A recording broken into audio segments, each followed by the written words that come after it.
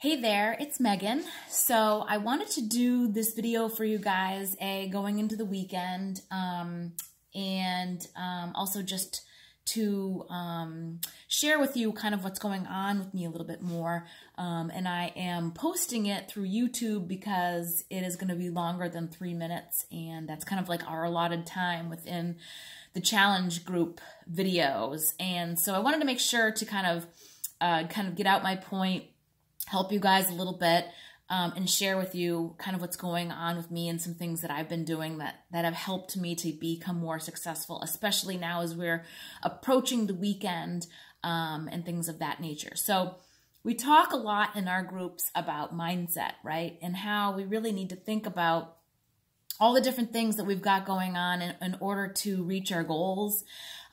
So, you know, we are in a position where if we want to make a change, we really have to be ready to make those changes, right? And I feel like for me, as the journey goes on, some of those things change for you. Some things get better, you improve some different strategies, and you start to learn about your body more and that sort of thing. And so that kind of is leading me to where I am today. So I also want to start reiterate that I posted some files in our files section, and this kind of ties in with that as well. So the files are just kind of a different way to go about eating. And so what, and I went live on my page yesterday about this, and so if some of you have already seen that, that's great. This is just kind of going to solidify a little bit more of that kind of stuff. I have actually stopped weighing myself, and I stopped counting calories, and I stopped counting carbs, and I stopped just counting. I haven't stopped, you know, being diligent about what I'm eating, but I've just stopped those mind things that seem to bog me down. So for me, I'm usually 100% focused during the week. And then when I feel that the weekends are approaching, I tend to fall off the rails and make bad decisions. And it's really not so much that I want to eat bad food. That's part of it. But most of it is I want a break from weighing and measuring and counting. And like I unplug with my business, I really want to unplug from being so focused all week long, right? And so that's kind of like the laziness in me coming out. It's the weekend. I want to relax. I don't want to worry so much about what I'm eating and how much it is and that sort of thing. So in the meantime, I've also been like playing around with the different menus and meal plans for myself to see how I'm feeling. Because part of this kind of puzzle piece is also listening to your body. So for me, and, you know, everybody's so different, right? But for me, I need a lot more carbs in order to function and to feel good with my workouts and things. They don't bloat me. They actually tend to help me. I do really great with a high protein diet too. But when I'm like all protein and vegetables and no carbs, I feel really weak and just not myself. And so like some people absorb carbs better. Some people do better on a high protein diet. Some people do better on low carb, you know, and everybody's different. We all have different body structures. We all have different body types. We have different genetics going on inside of us. So like, you know, certain body types you'll find like super skinny people, they're always fidgeting, they're always on the go, they're go, like just there's those kind of people, right? So their metabolism is quite a bit higher than someone that say is more sedentary or more stocky, right? You'll see someone that's maybe more likely to, you know, pack on muscle much easier and that sort of thing. So we're all different, right? We realize that we're all made up of different things. And that's great. That's great too. So with that in mind, going back to my initial statement, I stopped weighing myself and I stopped counting because I felt like those things were holding me back. Every time I got on the scale, I was at a certain percentage or at a certain number, and like say I'd weigh myself on a Wednesday or Thursday, and then we'd go into the weekend, and I would be trying so hard to achieve this place on the scale at this point of the week. And then we'd go into the weekend, and I would eat bad stuff, and I'm sure like I just felt bloated or bigger or whatever. I never weighed myself after the weekend. I always felt like that would just be detrimental, right?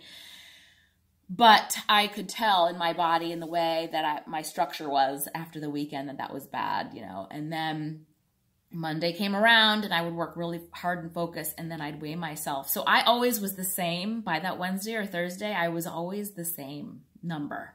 And I started to think, you know, I don't really care what the number is. I mean, I care, but I don't care, right? Does that make sense? I care, but I don't care.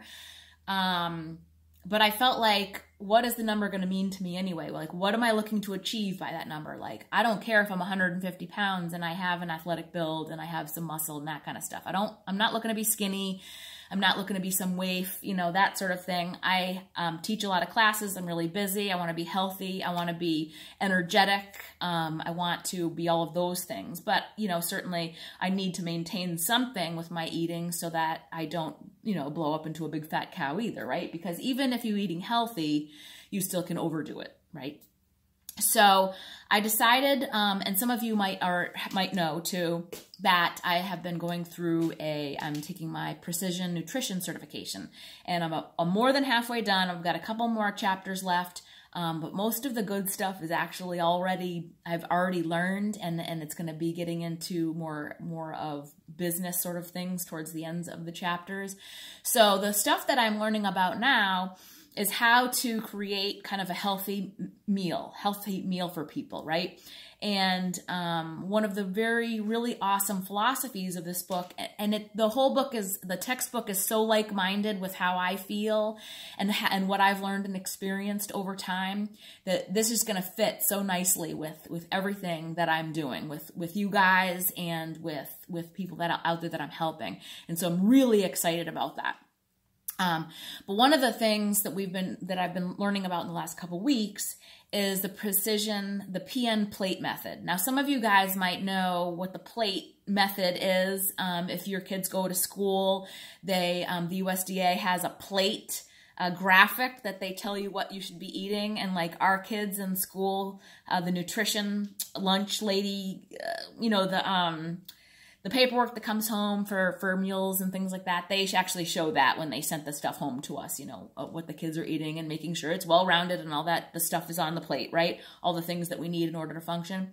So one of the documents that I put up into our group was talking about the plate method and like what's wrong with the plate method, what's good about the plate method, and what's wrong with the USDA's plate method, and then what should be correct for people that are healthy and fit, what it looks like for a balanced meal, what it looks like when you should eat for a post-workout meal, a pre-workout meal, so it's giving you a little bit more, taking that plate method and taking it to like the next level.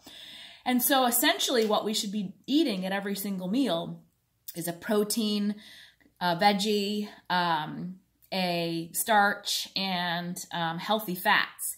And on there, it talks about serving sizes, which is similar to what we're doing now, right? We've got the containers, and that pretty much is the same thing. It's not going to be any new measurements or anything like that. It's just helping you to kind of eyeball it when you can't be at home too, or measure specifically, right? So protein should be the size of the palm of your hand, this inside part, right? Now for men, that's going to be a bit different, right? Because they have bigger hands.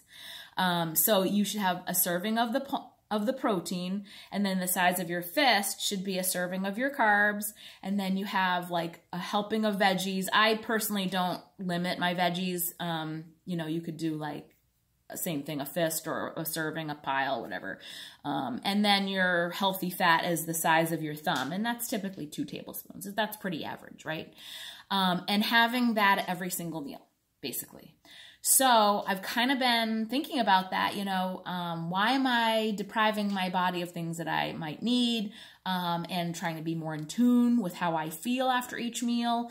I've been slowing down and eating more slowly without distractions, so that I can feel what hunger feels like and fullness feels like before, like I mean, that's a big part of what we do. We wolf it down and then we're like, oh, we're really full, or we've eaten too much or whatever, right? So that's huge. Just, you know, listening or feeling how we feel after our meals and that sort of thing. I think there are so many of us that go through and we're like, what did we eat? We feel like crap now, or we're bloated or we're gassy or whatever. And just being more mindful and being more balanced, right? So this is a good place to start. This is what they call level 1 nutrition. Okay, so finding that happy balance and having an equal amount of foods throughout the day, right? And then once you get into like the next level of nutrition, then that's when you can start to really like talk about specific macros or carb cycling or keto or paleo, you know what I mean? Paleo, all these different things come into play. But that needs to come after you kind of master the level 1 scenario, right? So if you are like not consistent, but you haven't tried to be consistent, then you can't expect to go up to the notch of carb cycling or macros or that sort of thing. I mean, essentially, in a realistic world, you can't count calories forever.